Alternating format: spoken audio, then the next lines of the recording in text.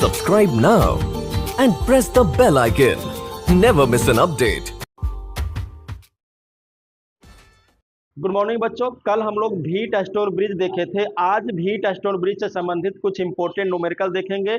Class 12th Bihar board exam में wheat stone bridge से संबंधित कुछ न्यूमेरिकल पूछे जाते हैं। तो चलिए यहाँ पर हम लोग शुरू करते हैं। देखिए, निम्न परिपथों में P और Q के बीच तुल्य प्रतिरोध ज्ञात करना है। तो इसमें देखिए A और B दो क्वेश्चन दिया हुआ है।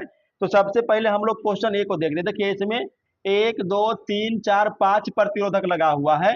अब यहाँ पर ध्यान दीजिएगा छोटू, कल हम लोग देखे थे कि अगर व्हीट स्टोन ब्रिज में 4 प्रतिरोधक P Q बटा RS आता है तो ये कब आएगा? जब गैल्वेनोमीटर में कोई भी धारा प्रवाहित नहीं होगा। ठीक है, तो अब उसी चीज को अगर हम लोग यहां पर देखते हैं, देखिए कि चूंकि हम जानते हैं कि बैलेंस्ड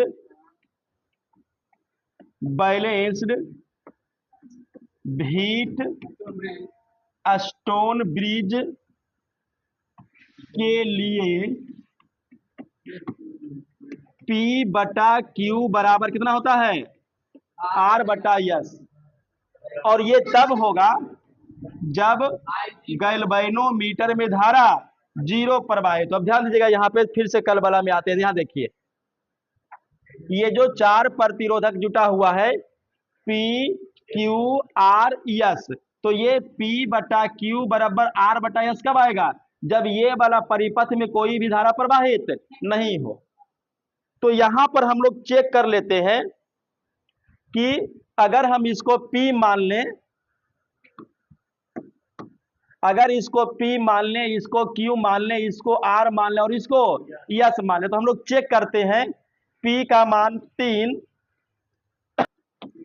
P का मान 3, Q का मान 6, तो कितना आएगा? 1/2। ये आ गया किसका मान? P बटा Q का। इसी तरह से अगर हम R बटा S निकालें तो R का मान 6/12, तो ये भी कितना आया? तो हम इसलिए कह सकते हैं कि यहाँ पर P बटा Q बराबर R बटा S है। अगर ये है तो अभी हम लोग दिखा रहे थे कि अगर ये है बराबर P बटा Q R बटा S, तो इसका मतलब है कि इसमें कोई भी धारा प्रवाहित नहीं होगा।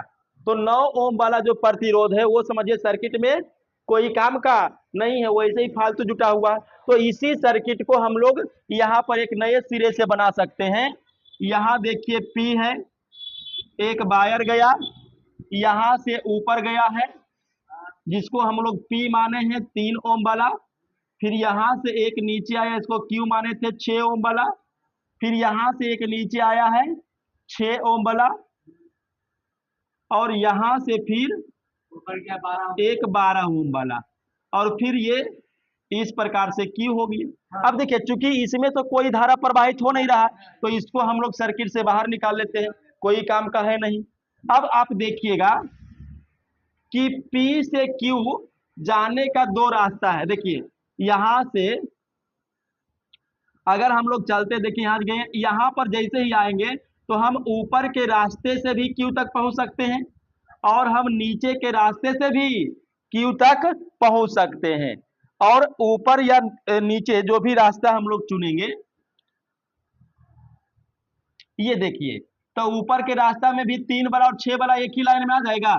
तो किस में आ जाएगा? श्रेणी क्रम में। तो यानी हम इसको ऐसे लिख सकते हैं कि यहाँ पर चलिए P हो गया, ऊपर वाला ये दोनों किस में जुड़ जाएगा?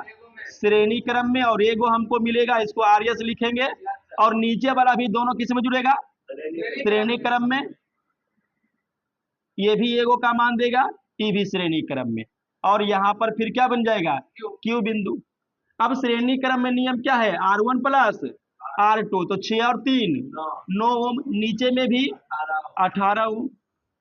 अब देखिए, P से Q जाने का कितना रास्ता है? 2 रास्ता अभी भी है। ऊपर से भी जा सकते, नीचे से भी, लेकिन ऊपर में भी एगो सिंगल प्रतिरोध, नीचे में भी सिंगल प्रतिरोध। तो जब सिंगल और सिंगल मिलेगा तो समानांतर क्रम में जोड़ेंगे। तो इसका मतलब है कि अब हम ये दोनों को समानांतर क्रम में जोड़ेंगे। तो यहाँ पर देखिए P, अब देखो अगर जुटेगा तो कई गो का मान देगा? एगो का मान देगा। और ये समानांतर में जुटा, ये हो गया Q।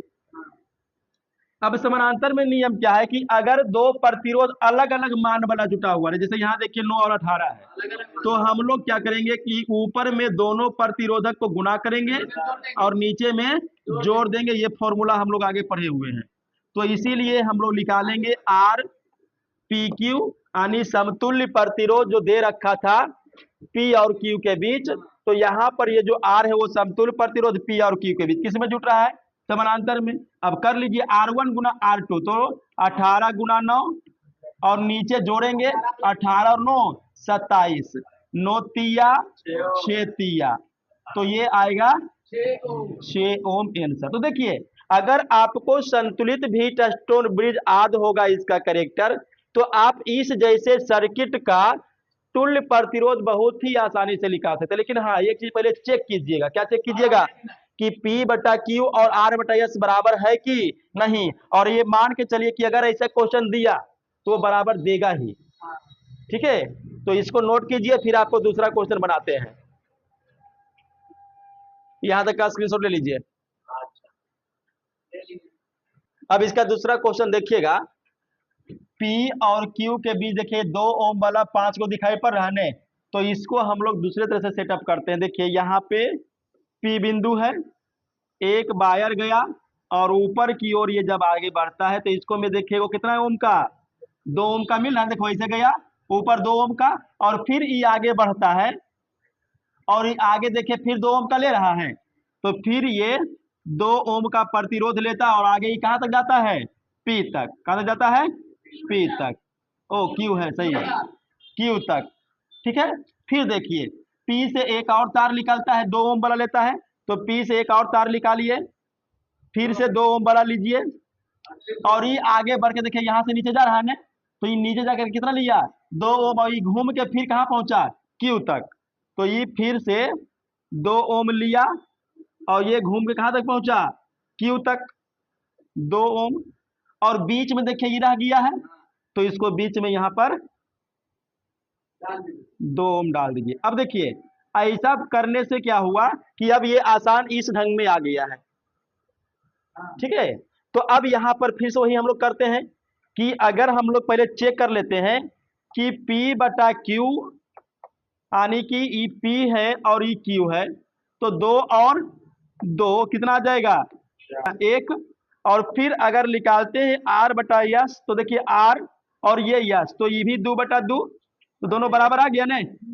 अब अगर दोनों बराबर आ गया, यानी कि यहाँ हम देखते हैं कि P बटा Q बराबर आ गया R बटा यस, तो इसका मतलब ये क्या चीज हो गया, बोलो, ये हो गया संतुलित।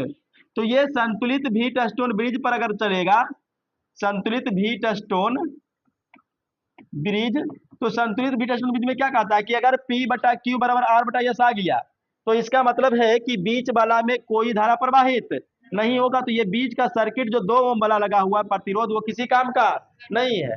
तो फिर से हम इसको अलग सर्किट में यहाँ तैयार करेंगे। देखिए ये P बिंदु, उसके बाद 2 ओम वाला, फिर आगे बढ़िएगा 2 ओम वाला, फिर नीचे भी 2 ओम, और यहां से भी कितना गया है छोटू, 2 ओम, और ये घूर के पहुंचा है Q तक। और ये B बर, ये जो है पॉइंट, इसमें कोई धारा प्रवाहित नहीं होगा, इसको छोड़ दीजिए।